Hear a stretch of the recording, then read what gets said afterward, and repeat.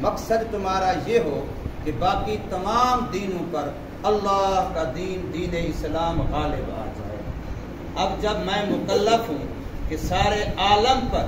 ساری دنیا پر، ساری انسانیت پر دین اسلام کو غلبہ دینا، غالب کرنا،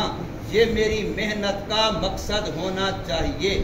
تو پھر اپنے اوپر دین کو غالب کرنا اور قائم کرنا، وجود میں لانا، یہ تو بدری کے اولا ہوگا۔ یہ کیسے ہو سکتا ہے کہ میرے وجود پر تو دین نہ ہو اور میرا نعرہ یہ ہو کہ میں نے پوری دنیا پر دین اسلام کو غالب کرنا ہے؟ یہ تو ناممکن سی بات ہے، مذاق سی بات ہے، جھوٹ بن جائے گا کہ میرے اپنے وجود پر تو دین نظر نہیں آتا، اور میں نعرہ کیا لگا رہا ہوں کہ میں آخری نبی کا امتی ہونے کی وجہ سے، محمد کریم صلی اللہ علیہ وسلم کا امتی ہونے کی وجہ سے میرا مشن یہ ہے، میری زندگی کا مقصد یہ ہے کہ اللہ کا دین اللہ کی پوری زمین پر غالب ہو جائے۔ اب آگے ہونا نہ ہونا وہ الگ بات ہے، لیکن محنت کا مکلف میں ہوں۔ ہم سب کی ذمہ داری یہ ہے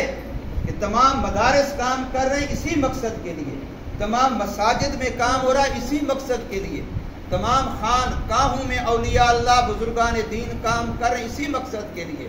جہادی تنظیمیں ہوں وہ اسی مقصد کے لیے، تبلیغی جماعت ہو اسی مقصد کے لیے۔ کیا مقصد ہے؟ ایک ہی مقصد ہے، اللہ کا دین اللہ کی زمین پر غالب ہو جائے، یہ مقصد ہے۔ اگر یہ مقصد ہے تو محنت کا رخ صحیح ہے، اور اگر یہ مقصد نہیں ہے تو محنت کا رخ صحیح نہیں ہے۔ جو بھی دین کے عنوان سے، دین کے حوالے سے محنت کر رہا ہے، اس کا مقصد یہی ہے کہ اللہ کی زمین پر اللہ کا نظام چلے، اللہ کا قانون چلے۔ تو جب پوری زمین پر اللہ کا قانون نافذ کرنا یہ میرے لیے میرا مقصد ہے اور میری محنت کا محور ہے، تو پھر میرے اپنے وجود پر دین کا ہونا یہ تو پہلے ہے، ابتدا ہے۔ اس لیے ابتدا اپنے آپ سے ہے۔ میرے اور آپ کے پاک پیغمبر محمد الرسول اللہ صلی اللہ علیہ وسلم کی خصوصیات میں سے ایک خصوصیت یہ ہے کہ میرے اور آپ کے پاک نبی نے جب اعلان نبوت فرمایا، اظہار نبوت فرمایا، اپنی نبوت کو ماننے کی دوسروں کو، تو کوئی اور دلیل نہیں دی۔ دلیل یہ دی کہ میں نے تمہارے اندر 40 سال گزارے، میری زندگی کو دیکھو،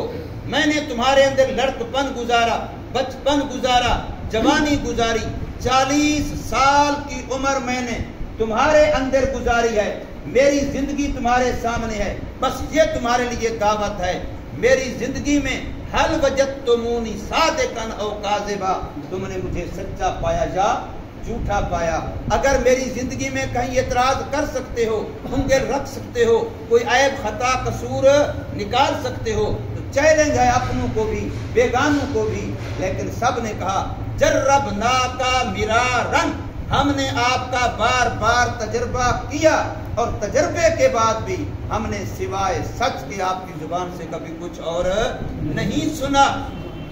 کبھی آپ نے کسی کے ساتھ دھوکہ نہیں کیا، غلط بیانی نہیں کی، غیبت نہیں کی، چغلی نہیں کی، جھوٹ نہیں بولا، بہتان ترازی نہیں کی، کسی پر الزام تراشی نہیں کی۔ یہ ہے میرے پیغمبر صلی اللہ علیہ وسلم کا سب سے پہلا اپنی نبوت کی دلیل کے لیے وہ پوائنٹ جو میرے حضور نے پیش کیا ہے کہ میری زندگی کو دیکھو، میں نے تمہارے اندر 40 سال کا عرصہ گزارا ہے، اس میں خوشیاں بھی ہوتی ہیں، غمیاں بھی ہوتی ہیں، پیار بھی ہوتا ہے، غصہ بھی ہوتا ہے، حاجت بھی ہوتی ہے، فلاں بھی ہوتا ہے، لیکن کسی حال میں بھی میری زبان نے کبھی جھوٹ نہیں بولا، کبھی خیانت نہیں کی، کبھی کسی پر الزام، کبھی کسی کی غیبت، کبھی کسی پر بہتان، کبھی کسی کے بارے میں کوئی عیب جوئی، چغل خوری نہیں کی۔ یہ پاک زبان ہونا یہ میرے نبی کی نبوت کی سب سے پہلی دلیل ہے، پہلی نشانی ہے۔